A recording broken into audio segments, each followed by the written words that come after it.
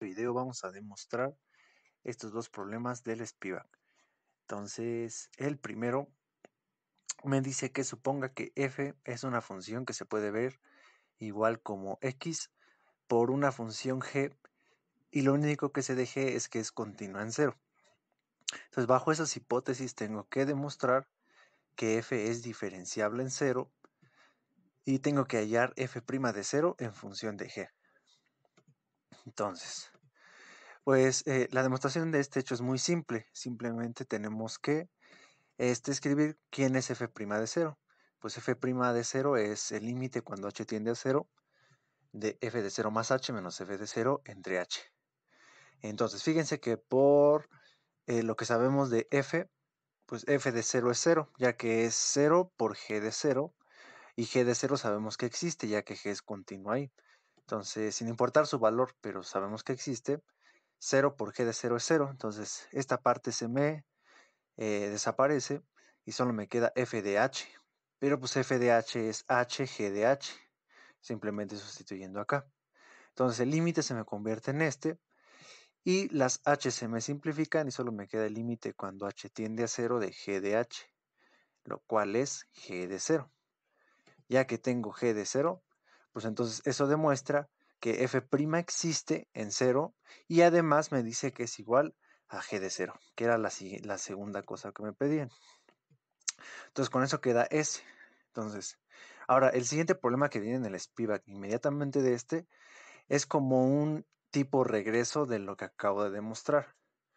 Y es que si yo sé que f es diferenciable en 0 y sé que f de 0 es igual a 0, entonces es porque existe alguna función g continua en 0 tal que f se puede escribir de la siguiente forma. Si se dan cuenta es como el recíproco del problema anterior.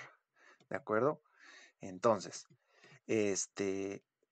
debo encontrar, entonces acá me piden encontrar una G, entonces tengo que dar una G que me satisfaga esta igualdad, ¿no?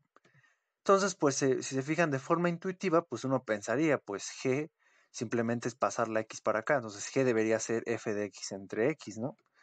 Esa es la G más natural que se nos puede ocurrir. Ahora, el problema de esto es que nos dice que la función g debe ser continua en cero. Entonces, esta definición de f de x entre x no va a ser continua en cero, ya que ni siquiera podemos evaluar en cero.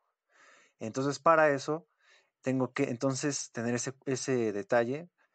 Y entonces, g debe estar por partes. Entonces, por un lado sí es la función más intuitiva, que es despejar simplemente g de acá, cuando x no sea cero. Y le voy a pegar el valor f' de 0 en el caso de x igual a 0. Este sabemos que existe ya que eso es una hipótesis. Ajá. Y ahorita van a ver por qué le pongo f' de 0 en este valor. ¿Cómo sé que este es el que debo de poner? Pues fíjense, recuerden que la g que propongamos debe de satisfacer, aparte de la igualdad de f de x igual a x por g de x, aparte debe de satisfacer ser continua en 0.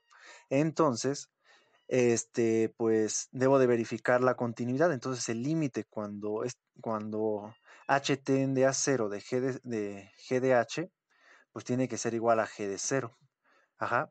Entonces fíjense, ¿quién es el límite?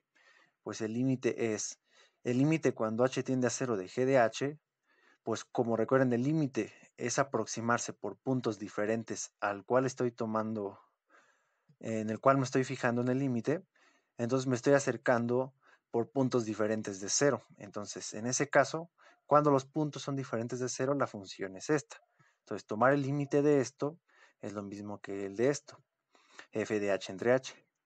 Ahora, como tenemos una hipótesis y la cual es que f de 0 es igual a 0, pues yo puedo ver a f de h como f de h menos f de 0, ya que este vale 0. Y esto, si se fijan, es precisamente la definición de f' de 0. Este es el límite en el cual calculo f' de 0. Entonces esto es igual a esto, pero por definición yo dije que g de 0 era f' de 0. Entonces ya lo conseguimos. El límite cuando h tiende a 0 de g de h es g de 0. Por tanto, mi función es continua en 0. Entonces, pues ya, ya por último, pues es a pesar de haberle hecho este cambio, notemos que se sigue satisfaciendo esto, ya que cuando x es igual a 0, pues acá me queda 0 por f' de 0, pues de nuevo es 0, que es lo que sabemos que vale f en 0. Y en el caso donde x sea diferente, pues como acá sí es tal cual f de x entre x, las x se me simplifican y ya me da la igualdad f de x igual a f de x. Por tanto, esta es la función g que satisface todas las condiciones. Puto